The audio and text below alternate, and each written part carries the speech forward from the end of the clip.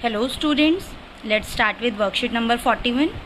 So the topic of the today's worksheet is practice test दिया है हमें heights and distances के ऊपर. तो आज ये practice test के questions discuss करेंगे. So like question number 1 is, if a tower is 30 meter high, cast a shadow 10√3 meter long on the ground. The angle of elevation of the sun is. एक tower है जिसकी height कितनी है 30 metres है और ये ground पे जो शेडो इसकी आती है, ग्राउंड पे इसकी शेडो आती है 10√3 मीटर्स. देन हमें क्या करना है, इसका angle of elevation find out करना है. दैट मीन्स ये थीटा एंगल फाइंड आउट करना है, राइट. तो अब कैसे करेंगे इसको. तो हाइट हमारी हो गई 30 मीटर जो कि ट्राइंगल के अकॉर्डिंगली देखा जाए तो हमारा परपेंडिकुलर है, और इसकी शेडो जो कि इसका बेस बन जाएगी क्योंकि शेडो तो हमारी नीचे ही आएगी. So that is 10√3 metres. अब हमें थीटा एंगल फाइंड आउट करना है. तो यहाँ अगर हम परपेंडिकुलर अपॉन बेस वाला रूल लगाएं तो वो हमारा बनता है 10 थीटा. तो परपेंडिकुलर अपॉन बेस, इसको अगर हम सॉल्व करें सो 10 1 ज़ा 10 एंड 10 3 ज़ा 30. तो ये आपका क्या बन गया, 3/√3 बन गया. अब 3 को आप लिख सकते हो √3 मल्टीप्लाई √3 डिवाइडेड बाई √3. अब √3 से √3 कैंसिल आउट हो गया तो आपके पास क्या आ गया, √3 इक्वल्स टू 10 थीटा. और 10 थीटा हमारा √3 कब होता है, 60 डिग्री एंगल पे होता है, राइट.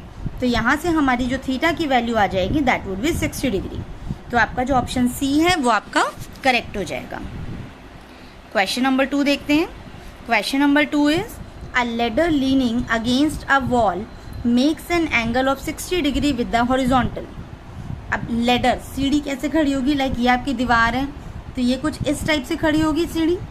तो ये हॉरिजॉन्टल के साथ जो एंगल बना रही है, मतलब बेस लाइन के साथ जो एंगल बना रही है दैट इज 60 डिग्री.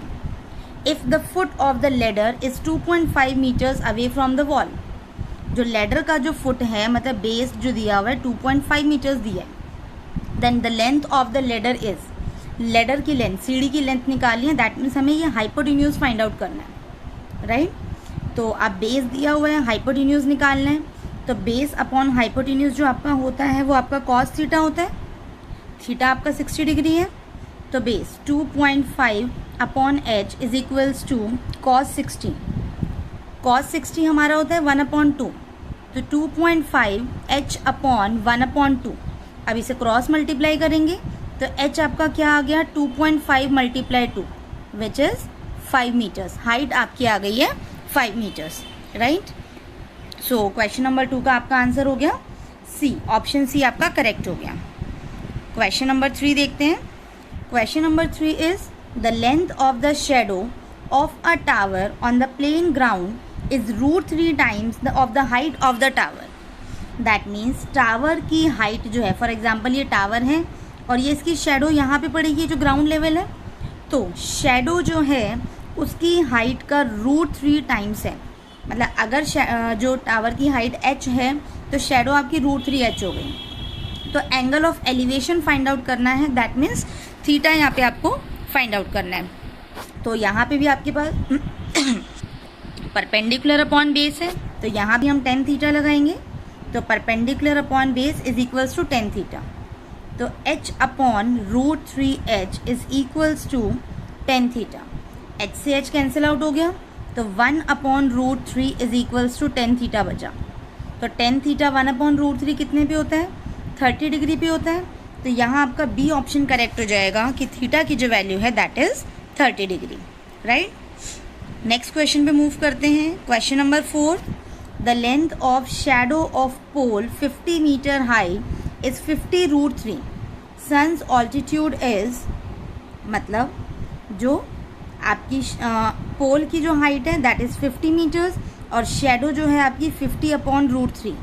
तो आपको ये हाइपोटेन्यूज फाइंड आउट करनी है.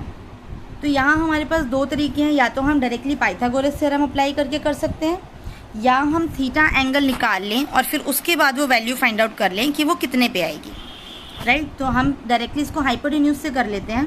तो h² is equals to 50² plus 50/√3 का होल स्क्वेयर. तो 50² इज वॉट 2500 प्लस 2500/√3 क्योंकि √3 का स्क्वायर आपका 3 हो जाएगा. अब यहाँ से हम 2500 ले लेते हैं कॉमन. तो ये बनेगा 1 + 1/√3, जो कि आपका क्या हो जाएगा 2500 इंटू 4/3, एंड में ही बनेगा आपका 10,000/3। तो 10,000/3 जो है वो h स्क्वायर है, तो इसका अब हमें स्क्वायर रूट करना हो तो 10,000 का बन जाएगा 100, क्योंकि 4 की जगह 2 ज़ीरोज़ आ जाएंगे और √3 की जगह आपका हो जाएगा √3। तो हाइपोटेन्यूज जो आपकी आ जाएगी that is 100/√3 metres, right. Next question में मूव करते हैं। Question number 5, angle of elevation of a point which is at a distance of 30 meter from base of a tower is 10√3 high, that is tower के base से जो distance है वो 30 metre है, and जो टावर की हाइट है that is 10√3, right. तो angle of elevation find out करना है, तो टावर की हाइट आपने ले ली 10√3 और डिस्टेंस आपके पास हो गया 30। अब आपको theta degree angle find out करना है, तो अगेन यहाँ पे भी आपका क्या लगेगा 10 थीटा लगेगा, विच इज़ वॉट 10√3/30। अब 10 1 ज़ा 10 एंड 10 3 ज़ा 30, तो ये आपका क्या आ गया √3/3। तो √3/3 को हम लिखेंगे √3 × √3, एक √3 से एक √3 कैंसिल हो गया, तो ये आपके पास आ जाएगा 1/√3। अब 10 थीटा आपका 1/√3 कितने पे होता है 30 डिग्री पे होता है, तो थीटा की जो आपकी वैल्यू आ गई वो क्या हो जाएगी यहाँ पे 30 डिग्री हो जाएगी, राइट। आगे मूव करते हैं क्वेश्चन नंबर 6 पे। So question number 6 is the top of the poles of height 16 and 10 metre are connected by a wire of length L metres. If the wire makes an angle of 30 degree with the horizontal then L is what. Pole हैं, 2 Paul हैं, एक 16 है और एक 10 है, तो ये हमारा 16 हो गया, ये हमारा 10 हो गया। अब हम यहाँ पे एक हॉरिजॉन्टल लाइन लें तो इसमें हमारे पास इतना बच गया 10 और ऊपर वाला पोर्शन हो गया 6। अब ये जो है एक वायर से कनेक्टेड है, जो वायर कितना एंगल बना रही है 30 डिग्री एंगल बना रही है। तो अब हमें ये L वायर की लेंथ फाइंड आउट करनी है, राइट। तो परपेंडिकुलर अपॉन हाइपोटेन्यूज और थीटा एंगल दिया है, तो परपेंडिकुलर अपॉन हाइपोटेन्यूज जो होता है वो आपका साइन थीटा होता है, तो यहाँ साइन 30 हो जाएगा। तो 6/L इज साइन 30 क्या होता है 1/2। तो इसको अगर हम क्रॉस मल्टीप्लाई करते हैं तो L की आपकी वैल्यू आ गई 6 × 2 which is what 12 metres. L की आपकी वैल्यू 12 मीटर्स आ गई। तो यहाँ हमारा ऑप्शन सी जो है वो करेक्ट हो जाएगा कि L जो है वायर की जो लेंथ है that is 12 centimetres, right. Next question है question number 10। A kite is flying at a height of 50√3 metres from the horizontal. एक काइट है जो कि ग्राउंड लेवल से 50√3 मीटर्स हाइट पे फ्लो कर रही है, उसको एक स्ट्रिंग से बांधा हुआ है और वो स्ट्रिंग जो है वो कितना एंगल बना रही है 60 डिग्री एंगल बना रही है। तो हमें स्ट्रिंग की लेंथ फाइंड आउट करनी है, राइट। तो अब स्ट्रिंग की लेंथ कैसे फाइंड आउट करेंगे, परपेंडिकुलर अपॉन हाइपोटेन्यूज, वो कि क्या होता है हमारा साइन थीटा होता है। अब थीटा यहाँ पे आपको 60 डिग्री दी है तो साइन 60 डिग्री हो गया।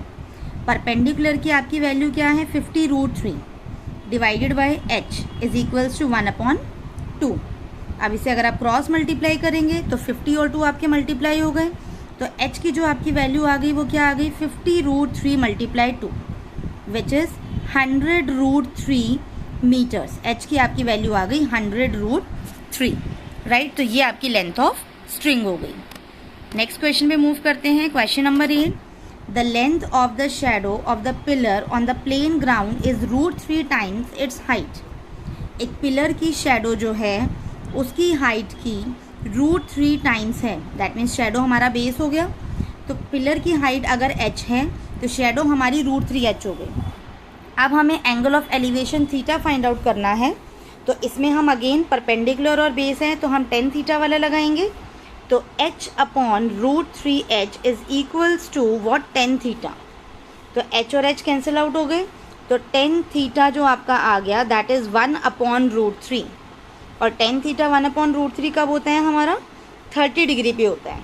तो थीटा की जो वैल्यू आ गई एंगल ऑफ एलिवेशन की that is 30 degree, right. Next question देखते हैं। Question number 9। The horizontal distance of the boat from the base of the bridge is 25 metres and the height of the bridge is 25 meters. Then find the angle of depression of the boat from the bridge. ये आपकी boat है और ये आपका bridge है, इनका base difference जो है दैट इज़ 25 मीटर्स और ब्रिज की हाइट जो है वो भी 25 मीटर्स है। तो अब ब्रिज से अगर हम एंगल ऑफ डिप्रेशन देखें तो एंगल ऑफ डिप्रेशन इस टाइप से बनेगा और हमें पता है यही आपका यहाँ एंगल ऑफ एलिवेशन होता है। तो एंगल ऑफ डिप्रेशन या एलिवेशन फाइंड आउट करने के लिए अब हम क्या करेंगे, perpendicular upon base, perpendicular upon base जो कि आपका क्या होता है, जो कि आपका होता है tan थीटा। तो 25 upon 25 is equals to tan theta. 25 upon 25 आपका 1 हो गया। तो tan थीटा आपका 1 कब होता है, थीटा 45 डिग्री पे।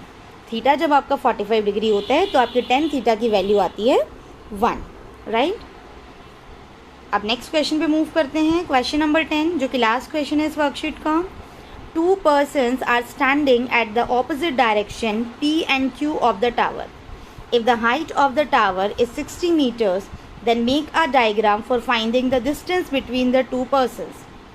Like एक आपका टावर है, ये आपका हो गया टावर, इस टावर की आपकी हाइट है 60 मीटर्स। 2 पर्सन्स इसकी ऑपोजिट डायरेक्शंस में खड़े हैं, दैट मीन्स एक लेफ्ट में तो एक राइट में, राइट। एक पर्सन आपका P है और एक पर्सन आपका Q है। अब इनके बीच का आपको डिस्टेंस फाइंड आउट करना है। यहाँ हमें वैल्यूज़ दी नहीं हुई हैं तो हम डिस्टेंस नहीं फाइंड आउट कर सकते। यहाँ हमें सिर्फ डायग्राम बना के दिखाना था कि इस सिचुएशन का आपका डायग्राम किस तरीके से बनेगा। तो डायग्राम आपका ये आ गया। तो स्टूडेंट्स आई होप आप लोगों को क्लियर हो गया होगा। इस वीडियो में इतना ही, इसके आगे की वर्कशीट्स नेक्स्ट वीडियो में डिस्कस होंगी। Thank you.